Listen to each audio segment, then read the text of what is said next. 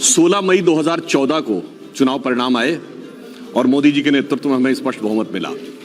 18 मई 2014 को लंदन के Sunday guardian ने लिखा कि 16 मई 2014 का दिन should be considered as India second tryst with destiny and it should be considered with the day on which Britishers finally left India. क्योंकि उसने कहा कि आजादी के बाद लंबे समय तक ऐसे लोगों का शासन रहा जिनकी विचार और प्रेरणा में ब्रिटिश कॉलोनियल लीगेसी यानी ब्रिटिश औपनिवेशवादी विरासत का प्रभाव था।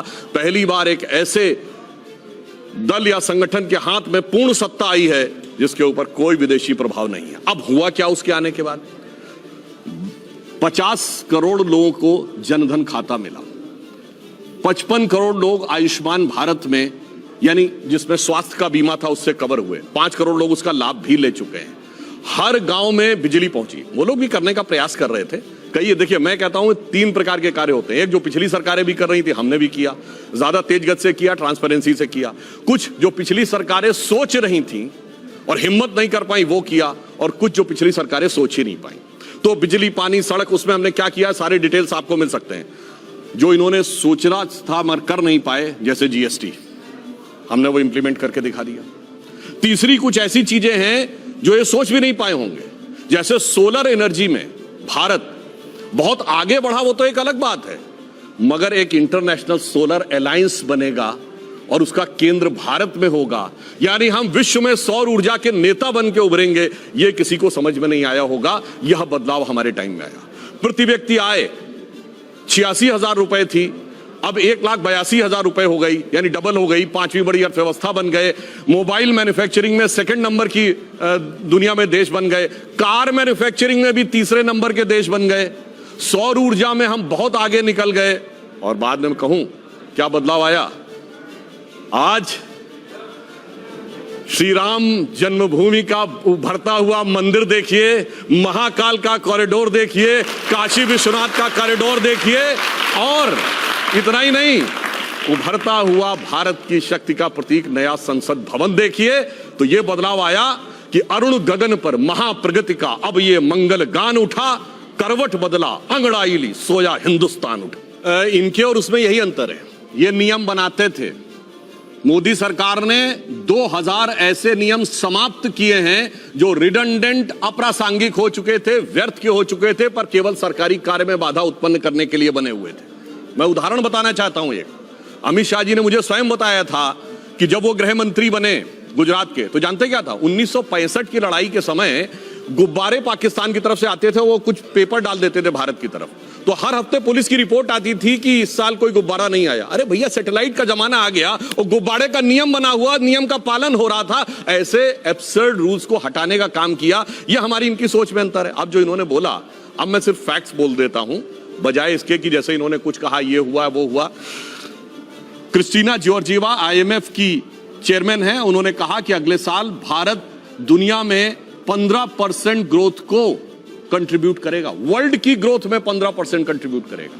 हमारी सरकार आने से पहले हमारा ग्लोबल GDP में 2.4% का हिस्सा था, अब 9% से ऊपर का। और इन्होंने कहा कुछ नहीं हुआ, तो मैं मानता हूं। सुनिए, जब मोबाइल हैंडसेट हम सब यूज करते हैं, जब हमारी सरकार आई तो हम 2nd बिगेस्ट कंज्यूमर थे, क्योंकि हमारे यहां सबसे ज्यादा आबादी भी है। दूसरे नंबर पे, अब नंबर 1 पे हो गई।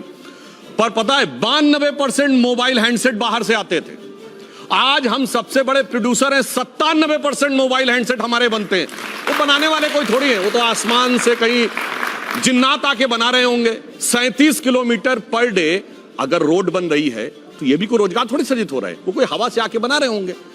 3.5 करोड़ मकान बन गए, प्रधानमंत्री आवास, वो भी किसी ने आके हवा में बना दिए होंगे। उसके लिए भी ऐसी क्या जरूरत थी?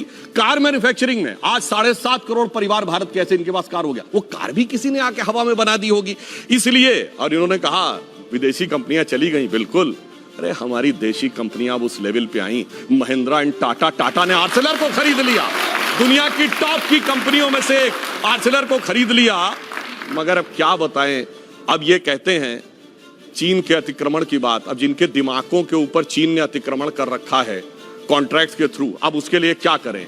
चाइना को हमने, अब ये लोग ये बहुत सेंटेंस बोलते हैं, चाइना के शी जिनपिंग को झूला झुलाया था। बताएं कैसा झूला झुलाया उन्होंने? आज मैं पूछूं, चाइना के साथ दुनिया के कौन से देश खड़े हैं? सिर्फ दो, नॉर्थ कोरिया और पाकिस्तान। चाइना का नक्शा याद करिए, इधर है पाकिस्तान, इधर नॉर्थ कोरिया। वो झूला झूल रहा, north Korea Pakistan, north Korea Pakistan, north Korea Pakistan, बाकी खत्म। और इन्होंने कहा बदलाव आया। तो मैं ये भी बताना चाहता हूं, जब हमारी सरकार नहीं थी, मैं आपसे पूछता हूं 2014 से पहले देश का कौन सा ऐसा क्षेत्र था धमाके नहीं होते थे?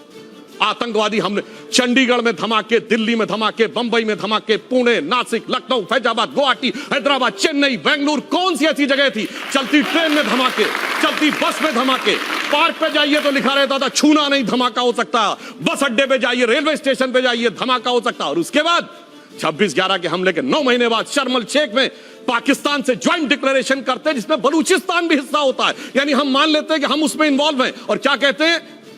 आतंकवाद की घटना से शांति वार्ता प्रभावित नहीं होगी।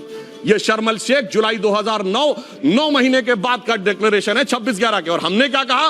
मोदी जी ने कहा आतंकवाद और वार्ता साथ साथ नहीं होगी। और उससे यह बदलाव आया। और हमने हासिल क्या किया? हमने हासिल वो किया जो सन 71 के समय में भी आपको सुनने में नहीं मिला होगा। ये पाकिस्तान की पार्लियामेंट में पाकिस्तान के सांसद ने कहा, पाकिस्तान के विदेश मंत्री और आर्मी चीफ को का कोट करते हुए कि शाह महमूद कुरैशी साहब, देन फॉरेन मिनिस्टर, आए, आर्मी चीफ आए, उनके पैर कांप रहे थे। उन्होंने कहा शाम तक अभिनंदन को वापस कर दो वरना हिंदुस्तान अटैक कर देगा। ये